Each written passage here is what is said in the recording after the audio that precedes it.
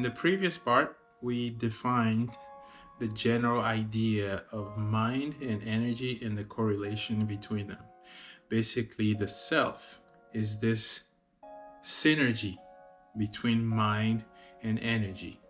Now, as we were describing the energy part of the person, we touched on the ego. So I wanted to take a quick moment to clarify a few things about the ego. In today's world, the moment you hear the word ego, the first thing that comes to mind is what?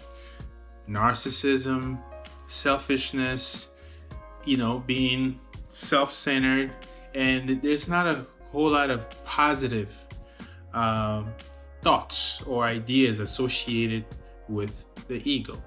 Now, the ego is a very important component in the proxy method because the ego is the subject matter. You are the ego, right? So what we see today as negative when it comes to the ego is usually misinterpreted or misunderstood dysfunction that we have with our egos, right?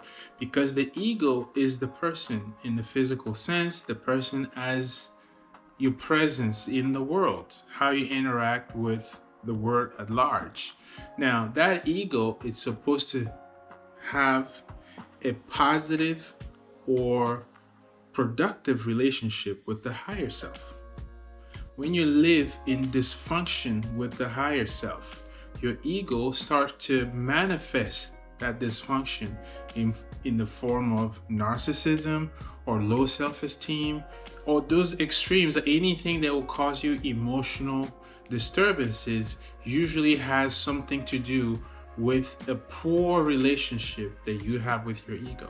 So the key here when it comes to the ego is to learn to understand what it is, get to the bottom of the different components that makes you who you are, and also learn to develop a healthy relationship with your ego, because ultimately that's what we're working on. We want to make sure that our egos are healthy and are in alignment with the design of the higher self.